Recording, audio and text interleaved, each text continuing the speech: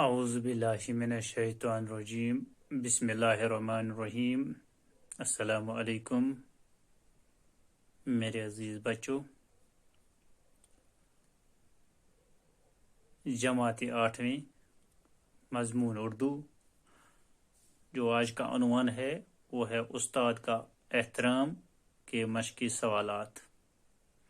اس سے پہلے ہم نے یہ سبق پڑھا جو سبق تھا استاد کا احترام۔ اب آج استاد کا احترام کے مشقی سوالات کرنے ہیں۔ تو سوال نمبر پہلا ہے جو اس طرح سے ہے، کس پیشے کو عظیم اور مقدس کہا گیا ہے؟ تو اس کا جواب ہے استاد کے پیشے کو عظیم اور مقدس کہا گیا ہے۔ یعنی استاد کا پیشہ ہی ایک عظیم اور مقدس پیشہ ہے۔ دوسرا سوال ہے، استاد کی رہنمائی کیوں ضروری ہے؟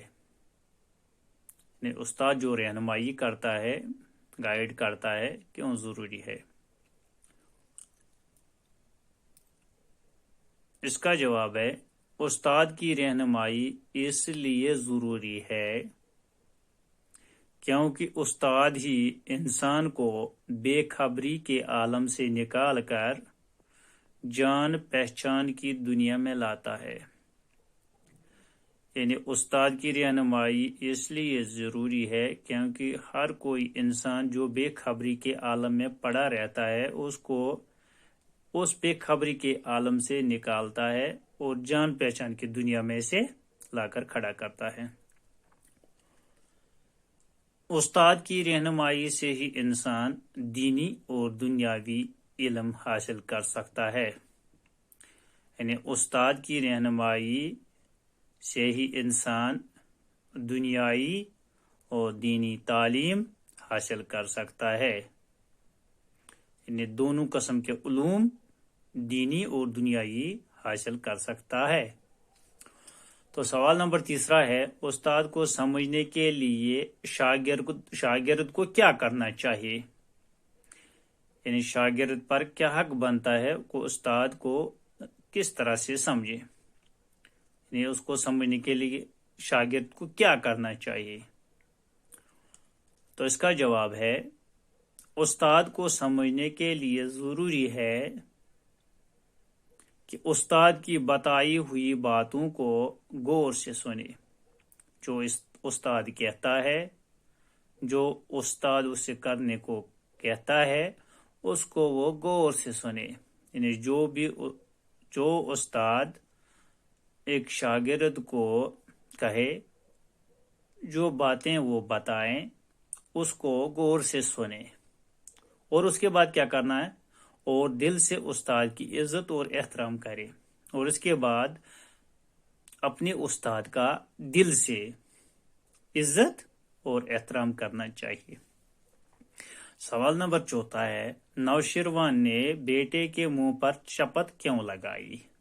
نوشیروان جو ایک عظیم بادشاہ تھا، اس نے اپنے بیٹے کے منہ پر کیوں چپت لگائی، یعنی تھپڑ ماری؟ چپت اس کا دوسرا معنی تھپڑ۔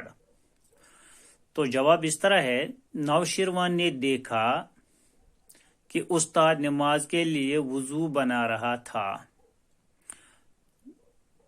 نوشیروان نے جب دیکھا کہ استاد وضو بنا رہا ہے، کس کے لیے؟ نماز کے لیے، اور جو نوشیروان کا بیٹا تھا وہ استاد کو پانی ڈال رہا تھا،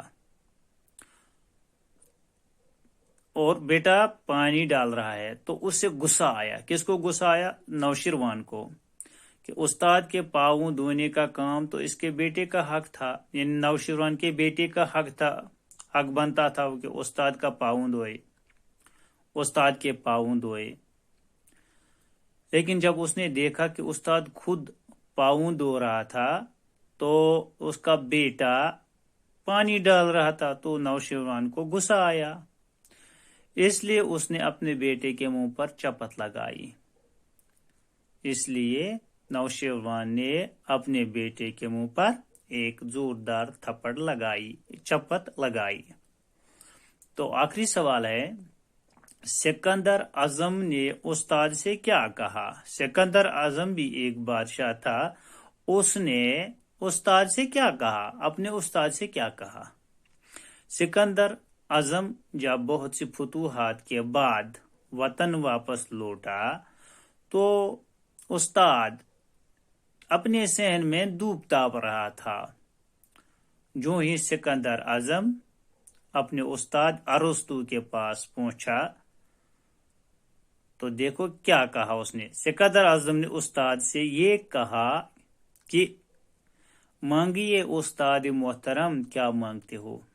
بڑے سوالیہ انداز میں کہا، اے استاد محترم، اے ارسطو میرے استاد، مانگیے، کیا مانگنا ہے؟ میں اب دنیا کی ہر چیز آپ کے قدموں میں نچھاور کر سکتا ہوں، یعنی دنیا کی کوئی بھی چیز ہو میں آپ کے قدموں میں لا کر رکھ دوں گا، نچھاور کر سکتا ہوں، قربان کر سکتا ہوں۔ یعنی یہ ہے استاد کا پیشہ، یہ ہے اپنے استاد کا احترام۔ جس طرح سکندر اعظم نے اپنے استاد کا احترام کیا، نوشیروان نے اپنے بیٹے کو استاد کا احترام کیا، اسی طرح ہمیں بھی اپنے اساتذہ کراموں کا دل سے احترام اور عزت کرنا چاہیے۔